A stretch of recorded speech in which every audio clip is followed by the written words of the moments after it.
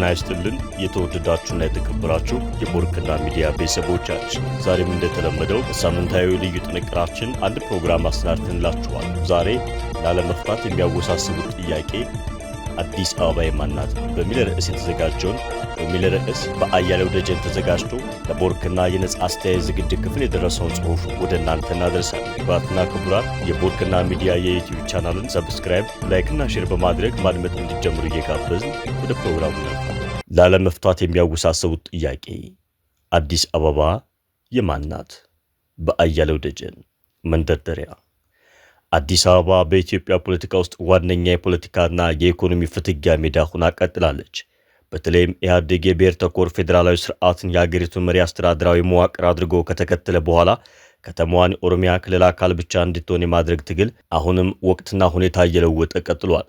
ከተማዋ በመልክዓ ምድራዊ አቀማመጧ በኦሮሚያ ክልል ተከባ በመገኘቷ የኦሮሚያ ክልል አካል ብቻ መሆን አለባት በሚሉና ከተማዋ በሁሉም የኢትዮጵያውያን አንጡራ ሀብት የለማችና የተገነባች እንዲሁም የፌዴራላዊ ስርዓቱ ዋና ከተማ በመሆኗ ከፍ ሲልም የሁሉም ኢትዮጵያውያን ዝቅ ሲልም ደግሞ የራሷ የከተማዋ ነዋሪዎች እንጂ በተለየ ሁኔታ በአንድ ክልል ብቻ ባለቤትነት የምትያዝ አይደለችም የሚሉ ክርክሮች በዋናነት በሁለት አንጻር ቆመዋል። ሁለቱን አንጻሮች የሚያስታርቅና የከተማዋን ህጋዊ ቁመና ሚዛናዊና ዘለቄታዊ በሆነ መልኩ ለመፍታት እስካሁን አልተቻለም። ያልተቻለው ደግሞ አንድም ብሔርተኝነት የሸበበው ጽንፈኛ አቋም፣ ሁለትም የከተማዋና የነዋሪዎቿ ህልውና ከዘላቂ ጋራ ተጠቃሚነት መርህ ይልቅ ጊዜያዊ የአንድ ወገን አሸናፊነትና የፖለቲካዊ ሴራ ትንተና ሰለባ መሆኑ፣ ሶስትም ነገሩን ከህግ ዓለም አቀፍ ተሞክሮና ከምክንያታዊ እይታ አንጻር መርምሮ ከመፍታት ይልቅ ለርካሽና ህዝብን ላልተገባ የፖለቲካ ድጋፍ መቀስቀሻነት የሚውል ጊዜ እየጠበቀ የሚፈነዳ ቦምብ አድርጎ መጠቀምን አንድ ትልቅ ፖለቲካዊ ስልት በመውሰድ ይመስላል። በአሁኑ ወቅት በብዙ የግልጸኝነት፣ የአሳታፊነት፣ የገለልተኝነትና ወቅታዊነት መሰረታዊ ትችቶችን እያስተናገደን ቢሆን በመዲናዋ እየተካሄደ ያለው ሀገራዊ ምክክር ኮሚሽን ለውይይት ካቀረባቸው አበይት አጀንዳዎች ዋናው ይኸው የአዲስ አበባ ህጋዊ ቁመና ጉዳይ ነው። ከምክክሩ ጋር ተያይዞ በመገናኛ ብዙሃን ትኩረት ስበው እየወጡ ያሉ ዘገባዎች እንደሚያመላክቱት ከሆነ ይሄ አዲስ አበባ የኦሮሚያ ናት የሚለው የኦሮሞ ፖለቲከኞች አቋም በአንድ በኩል እንዲሁም በተቃራኒው አዲስ አበባ የሁሉም ኢትዮጵያውያን በመሆኗ በፌዴራል ስር መተዳደር ያለባት እንጂ በተለየ መልኩ ለኦሮሚያ ብቻ የምትሰጥ አይሆንም የሚለው አቋም ተፋጥጧል። ለመሆኑ ይህ በሀገር ዋና ከተማ ላይ የተነሳ የይገባኛል ክርክር በአዲስ አበባ ላይ ብቻ ያጋጠመ ብቸኛ ታሪክ ነው? ሌሎች ሀገራት ላይ መሰል አጋጣሚዎች ተከስተው የሚያውቁ ከሆነ እንዴት ተፈቱ? የሚሉ ጥያቄዎችን ይዤ ነገሩን ሐቀኛ ዘላቂ መፍትሄ በሚያመጣና ሁሉንም ወገን ተጠቃሚ በሚያደርግ አግባብ ለመፍታት ዓለም አቀፋዊ ልምዶች አንጻር ለመቃኘት እሞክራለሁ። ይህን መንገድ ይዤም ነገሩን በስፋት ለማብራራትና መፍትሄ የምለውን በዚህ መጣጥፍ ለማመልከት እጥራለሁ። የማንጸባረቃቸው ሐሳቦችም የግል ምልከታዬ እንጂ ሌላ ማንንም አይወክልም። አዲስ አበባ የገጠማት የህልውና የባለቤትነትና የህጋዊ ቁመና ጉዳይ በዓለም ታሪክ ብቸኛ አጋጣሚው አይደለም። በዓለም ዙሪያ በርካታ ዋና ከተሞች በዙሪያቸው ካሉ ክልሎች ወይም ግዛቶች ጋር ተመሳሳይ የይገባኛልና የባለቤትነት ውዝግብ ገጥሟቸው ያውቃል። ይህ አይነቱ ክርክር በተለይ በፌዴራል ስርዓት በሚመሩ ሀገራት ውስጥ በብዛት የሚስተዋል ሲሆን ሀገራቱ ይህንን ችግር ለመፍታት የተለያዩ ህጋዊ አስተዳደራዊና ፖለቲካዊ ስምምነቶችን ተጠቅመዋል። እነዚህ ዓለም አቀፍ ተሞክሮዎች በኢትዮጵያ ውስጥ ከአዲስ አበባና በዙሪያዋ ከከበባት የኦሮሚያ ክልል ተጨባጭ ሁኔታ ጋር እንዴት እንደሚመሳሰልና ሀገራቱ ችግሩን እንዴት እንደፈቱት በዝርዝር ማየቱ የዚህ መጣጥፍ መሰረታዊ ጭብጥ ነውና ወደ ተሞክሮዎቹ ላምራ። የዓለም አቀፍ ተሞክሮዎችና የተወሰዱ መፍትሄዎች። ይህ አይነቱ የዋና ከተማቸው ሉዓላዊነትና የዙሪያውን ክልል ጥቅም ለማስታረቅ ፈተና የገጠማቸው ሀገራትን ተሞክሮ ስንመረምር ጉዳዩን ዘለቄታዊነት ባለው አግባብ ለመፍታት የተጠቀሙባቸው ሶስት ዋና ዋና መንገዶች መኖራቸውን እናገኛለን። ለመሆኑ እነዚህ መንገዶች ምንድናቸው? እኛ ለገጠመን የአዲስ አበባ ጉዳይ እንዴት ሊጠቅሙን እንደሚችሉ እንመልከት። ራሱን የቻለ የፌዴራል ዲስትሪክት ማድረግ። ለዚህ አማራጭ ጥሩ ተምሳሌት ሆና መጠቀስ የምትችለው የአሜሪካዋ ዋና ከተማ ዋሽንግተን ዲሲ ናት። ከተማዋ የምትገኘው በሜሪላንድና በቨርጂኒያ ግዛቶች መካከል ነው። ይሁን እንጂ ከሁለቱም ግዛቶች ሊነሳ የሚችል ይገባኛል ጥያቄ ሁለቱ ግዛቶች መሬት አውጥተው በመስጠት ከተማዋ የማንኛውም ግዛት አካል ሳትሆን በፌዴራል መንግስት ቁጥጥር ስር እንድትሆን ያደረጋትን ስርዓት አብጅተዋል። ይህም በመልካም ምድር የሚያዋስናት የትኛውም ግዛት ከሌሎች በተለየና በበለጠ በከተማዋ ላይ ተጽዕኖ እንዳይኖረው፣ ከተማዋም የልዩ ጥቅም መብት ውዝግብ እንዳይኖርባት አድርጓታል። በዚህ ዋና ከተማን የፌዴራል ዲስትሪክት አድርጎ በመደንገግ ሁለተኛ ምሳሌ ሆና መነሳት የምችለው ሌላኛዋ ዋና ከተማ የአውስትራሊያዋ ካምቤራ ናት። ካምቤራ በሀገሪቱ ኒው ሳውዝ ዌልስ የተሰኘ ግዛት የተከበበች ብትሆንም ግዛቱ በመሬቱ ላይ ልክ የኢትዮጵያዊ ኦሮሚያ ክልል የሚያነሳው የይገባኛል ጥያቄ ይዞ ፖለቲካዊ ክርክር ውስጥ ከመግባት ይልቅ ለሁሉም እኩል ተጠቃሚነት በሚያሰፍን መልኩ የአውስትራሊያ ዋና ከተማ ግዛት የሚል ህጋዊ ቁመና በመደንገግ ከተማዋ ራሷን የቻለች የፌዴራል ቀጠና እንድትሆን ተደርጓል። የልዩ ጥቅምና የጋራ አስተዳደር ሞዴል። በዚህ ሁለተኛ መንገድ ስልት በዋና ከተማዋ ላይ የተነሳን የይገባኛል ጥያቄን መፍትሄ በመስጠት የምትጠቀሰው ደግሞ ቤልጅየም ናት። የቤልጅየም ዋና ከተማና የአውሮፓ ህብረት መቀመጫ የሆነችው ብራሰልስ ከተማ ቁመናዋና በገጠማት የህግ ህልውና ከአዲስ አበባ ጋር ቀጥተኛ ተመሳሳይነት አላት። ከተማዋ በፈረንሳይኛ ተናጋሪዎችና በደች ተናጋሪዎች መካከል የክርክር ማዕከል ሆና ቆይታለች። በመልክዓ ምድራዊ አቀማመጧ በደች ተናጋሪዎች ፍላንደርስ ክልል የተከበበች ብትሆንም አብዛኛው ከተማዋ ህዝብ ፈረንሳይኛ ተናጋሪና ልዩ ልዩ ብሔረሰባዊ ማንነት ያለው ነው። ይህ ሁኔታ ነዋሪዎቿ በብዛት አማርኛ ተናጋሪዎች ሆነው ከመላው ኢትዮጵያ ከሚገኙ ብሔሮች ስብጥር የሆኑ ከቁጥር አንጻር ዝቅተኛ የሆኑ ኦሮምኛ ተናጋሪዎች ካሉባትና በኦሮሚያ ክልል ከተከበበችው አዲስ አበባ ጋር ተመሳሳይ ነው። ቤልጅየም ይህን መሰሉን ሁኔታ የፈታችበትና ህጋዊ ማዕቀፍ ያበጀችበት ልምድ ለኢትዮጵያ ተመራጭ ስልት ሊሆን ይችላል። ቤልጅየም ብራሰልስ ላይ ከከበባት ፍላንደርስ ክልል ይነሳ የነበረውን የይገባኛል ጥያቄና ከተማዋ ደች ተናጋሪዎች በሚገኙበት በፍላንደርስ ክልል ተከባ ብትገኝም አብዛኛዎቹ ነዋሪዎቿ ግን ፈረንሳይኛ ተናጋሪ የሆኑና ደች ያልሆኑ በመሆናቸው ለአንድ ክልል ብቻ ተጠቅልላ የምትሰጥ መሆን አይገባትም በሚሉ ክርክሮች መካከል የነበረውን ቅራኔ ከተማዋን ራሷን የቻለች ፌዴራል ክልል እንድትሆን አድርጋ ፈትታለች። አሁን ብራሰልስ ከከበባት ፍላንደርስ ክልል እኩል የህግ ቁመና ያላት ሆናለች። ነገር ግን ለሁለቱም ማህበረሰቦች እኩል መብት የሚሰጥ በዙሪያዋ በከበባት ፍላንደርስ ክልል ቋንቋ የሆነው የደች ቋንቋና በከተማዋ ነዋሪዎች የሚነገረው ፈረንሳይኛ በሆነው ቋንቋ የሁለቱ ቋንቋ ተናጋሪነት ስርዓት የሰፈነባትና የፍላንደርስ ክልል ተቋማትን በከተማዋ ውስጥ በነጻነት እንዲንቀሳቀሱ የሚፈቅድ ልዩ ስምምነት በህግ ተደንግጎ ስራ ላይ ውሏል። ይህ የህግ ድንጋጌ ከተማዋን የራስ ለማድረግ ይካሄድ የነበረውን ፖለቲካዊ ሽኩቻ አፍትቶታል። ይህ የቤልጅየም ብራሰልስ ተሞክሮ የአዲስ አበባን ጉዳይ ለመፍታት የተሻለው አማራጭ ይመስለኛል። ሐመርሃ ዋና ከተማን ሙሉ በሙሉ ማዛወር። ሶስተኛው አማራጭ ዋና ከተማን አጨቃጫቂ ከሆነው ከተማ አንስቶ ወደ ሌላ ማዛወር ነው። ይህን መንገድ ተጠቅማ ችግሯን የፈታችው አፍሪካዊቷ ሀገር ናይጄሪያ ናት። ናይጄሪያ ቀድሞ ዋና ከተማዋ የነበረችውን ሌጎስ በመተው ሌላኛዋን ከተማ አቡጃን ዋና ከተማ አድርጋ ለመጠቀም ያስገደዳት ሁኔታ የመነጨው የቀድሞዋ ዋና ከተማ ሌጎስ በዮሩባ ብሔረሰብ ግዛት የተከበበች በመሆኗ ከዮሩባ ብሔረሰብ ልሂቃን ጊዜ እየጠበቅ ይነሳ የነበረ የይገባኛል ክርክር የሀገሪቱን ፖለቲካ እያወሳሰበ ለአንድነት ጠንቅ ሆኖ በማስቸገሩ የሀገሪቱ መንግስት ሁሉንም የሀገሪቱን ብሔረሰቦች እኩል ማዕከል የሚያደርግና በማንኛውም ክልል ስር ያልሆነ አዲስ ዋና ከተማ አቡጃን በሀገሪቱ መካከለኛ ክፍል በመገንባት ዋና ከተማውን አዛውሯል። ይህ ሁኔታ ግን ለኢትዮጵያዋ አዲስ አበባ ጉዳይ በሁለት አበይት ምክንያቶች መፍትሄ አይሆንም። አንደኛው አሁን ባለው የኢትዮጵያ ክልሎች አወቃቀር ከራሷ ከአዲስ አበባና ድሬዳዋ በቀር ከሁሉም ክልሎች ይዞታነት ነፃ የሆነ ግዛት የለም። ሁለተኛው ነገር ነፃ መሬት እንኳን ቢኖር አዲስ ዋና ከተማ ከዜሮ ተነስቶ መገንባት ኢኮኖሚያዊ አዋጭነት ያለውና በኢትዮጵያ አቅም የሚቻል አማራጭ አይደለም። የአዲስ አበባ ጉዳይ ምንድነው? በወቅታዊው የኢትዮጵያ የፖለቲካ አውድ በአዲስ አበባ ባለቤትነት ዙሪያ የሚነሱት ሁለቱ ተቃራኒ ክርክሮች ከላይ ከተጠቀሱት ዓለም አቀፍ ተሞክሮች ጋር ተመሳክረው ቢቃኙ ቀጥተኛ ግንኙነት ያላቸው ናቸው። በዚህ ረገድ በኦሮሞ ብሔር ፖለቲከኞች ዘንድ በወጥነት የሚቀርበው መከራከሪያ ከላይ ቀድመን እንዳነሳነው አዲስ አበባ የኦሮሚያ ናት የሚል ነው። እነዚህ ወገኖች ከተማዋ በኦሮሚያ ክልል ተከባ መገኘቷን፣ ከተማዋ የተመሰረተችበት መሬት ቀድሞ የኦሮሞ አርሶ አደሮች ይኖርበት የነበረ መሆኑና ከተማዋ ስትስፋፋ የኦሮሞ አርሶ አደሮችን ያፈናቀለች መሆኑን ለይገባናል ጥያቄያቸው አስረጃ ማክኒዎች አድርገው ያቀርባሉ።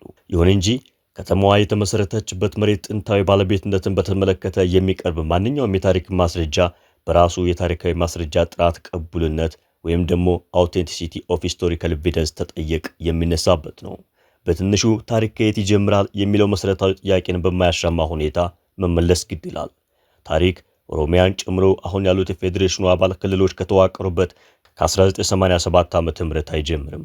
አጼ ምኒልክ ዘመናዊት ኢትዮጵያን እንደገና ካዋቀሩበት ዘመንም አይጀምርም። አለዚያም በቆላማው እስላማዊ የአዳል ንጉስ መንግስታትና በደጋማው የክርስቲያን ንጉስ መንግስታት መካከል ዓመታትን የፈጁ ጦርነትን እንደ መልካም አጋጣሚ ተጠቅሞ በ16ኛው ክፍለ ዘመን ከባሌ ቦረናና መዳወላቡ ተነስቶ ሰፊውን የኢትዮጵያን ክፍል ካዳረሰውና በመደበኛ ታሪክ ሜንስትሪም ሂስተሪ የኦሮሞ መስፋፋት ተብሎ ከሚጠቀሰው ወዲህ አይቆጠርም። ታሪክን እየመረጡ ለራስ ወገን መከራከሪያ ብቻ እየጠቀሱ ካልተቀበላችሁኝ የሚል የአንድ ወገን ትርክት አደገኛ አውድ ይፈጥራል እንጂ ችግር አይፈታም። ሌላኛው ለይገባናል ክርክሩ በኦሮሞ ልሂቃን በኩል እንደ መከራከሪያ የሚቀርበው አሁን በስራ ላይ ያለው የኢፌዴሪ ህገ መንግስት አንቀጽ 49(5) ላይ የኦሮሚያ ክልል የአገልግሎት አቅርቦት ወይም የተፈጥሮ ሀብት አጠቃቀምና የመሳሰሉትን ጉዳዮች በተመለከተ በአዲስ አበባ ላይ ያለው ልዩ ጥቅም ይጠበቃል የሚለውን ሐሳብ ለጥጦ የክልሉ ዋና ከተማም ጭምር መሆን አለባት ወደሚል በራስ ስልጣን ለራስ አስማምቶ የመተርጎም አባዜ ነው። በዚህ አንቀጽ ልዩ ጥቅም የሚለው አሻሚና በደፈናው ያለ ህግ ብያኔ የተቀመጠው ገለጻ አንቀጹ እንደሚለው በህግ ድንጋጌ ባልተበጀለት ሁኔታ የአንድ ወገን ትርጉም በከተማዋ ህጋዊ ቁመና ሊኖር የሚገባውን በውይይትና በመግባባት ላይ ሊመሰረት የሚገባ ስምምነት አዳጋች ውይይቶችን በጥርጣሬና በሴራ ትንተና የታነቁ እያደረጋቸው ነው። ጽንፍ ይዞ ከሚደረግ የአንድ ወገን አሸናፊነትንና የሌላኛውን ተሸናፊነት ከሚፈጠር ጊዜያዊ ማስታገሻ ፍለጋ በሴራ የታጀለ ትግል ውስጥ ከመግባት ይልቅ በመሬት ላይ ያለውን እውነታ የከተማዋን ነዋሪ መብትና ፍላጎት ባካተተ የከተማዋን ሀገራዊ አህጉራዊና ዓለም አቀፋዊ ቁመናና ዋጋ ባገናዘበ እንዲሁም ዘመናዊ የቅይጥ ከተሜነት ወይም ኮስሞፖሊታን አይደንቲቲ በሚመጥን ሁኔታ ከዓለም ተሞክሮ አንጻር የሚበየን መፍትሄ ነው ለአዲስ አበባ ጉዳይ ዘላቂ መፍትሄ ሊያመጣ የሚችለው። ከላይ በሰፊው ለማብራራት እንደሞከርኩት በኦሮሞ ልሂቃን ዘንድ አዲስ አበባ የኛ ናት የሚለው ክርክር ከቤልጅየም ብራሰልስ ሁኔታ ጋር ይመሳሰላል። ብራሰልስ በመልክዓ ምድራዊ አቀማመጧ በፍላንደርስ ወይም ደች ክልል ውስጥ በመሆኗ ፍላንደርሶች የታሪክና የባለቤትነት ጥያቄ ያነሱ እንደነበረው ማለት ነው። ከኦሮሞ ልሂቃን በተቃራኒ የሚቀርበው ክርክርና አዲስ አበባ ራሷን የቻለች ፌዴራል ከተማ ናት፣ ከዚህ ውጭ ለአንድ ብሔር ልዩ ጥቅም ለማስገኘት ከተማዋን የኔ ብቻ ናት የሚለው አግላይ አካሄድ ተቀባይነት የለውም። ኦሮሞ ልሂቃን በተቃራኒ የሚቀርበው ክርክርና አዲስ አበባ ራሷን የቻለች ፌዴራል ከተማ ናት፣ ከዚህ ውጭ ለአንድ ብሔር ልዩ ጥቅም ለማስገኘት ከተማዋን የኔ ብቻ ናት የሚለው አግላይ አካሄድ ተቀባይነት የለውም የሚለውም በአብዛኛው ከኦሮሞ ልሂቃን ውጭ ያለው ወገን ለአስረጅነት የተሟላ የታሪክ ማስረጃ አጠቃቀስን የከተማዋን ነዋሪ ህብረ ብሔራዊ ማንነትን እንዲሁም ራሱን ህገ መንግስቱን ያጣቅሳል። በዚህ ረገድ የሚቀርበው መከራከሪያ መነሻው ከተማዋ ቢያንስ ከተመሰረተች ጀምሮ ላለፉት 130 በላይ ለሚሆኑ ዓመታት የሁሉም ኢትዮጵያውያን መናገሻ መሆኗ አሁን ያለው ህዝብ ስብጥር ከአንድ ብሔር ማንነት ይልቅ ውህድ ከተሜነት ወይም ኮስሞፖሊታን መሆኑና ከተማዋ በሁሉም ኢትዮጵያውያን ሀብት ጉልበትና እውቀት የለማች በመሆኗ ሁሉንም አስተሳሳሪ የጋራ ከተማ እንጂ የኦሮሚያ ክልል በዙሪያዋ ስለከበባት ብቻ እንደ ልዩ ባለቤት ሆኖ መውሰድ አይችልም የሚል ነው።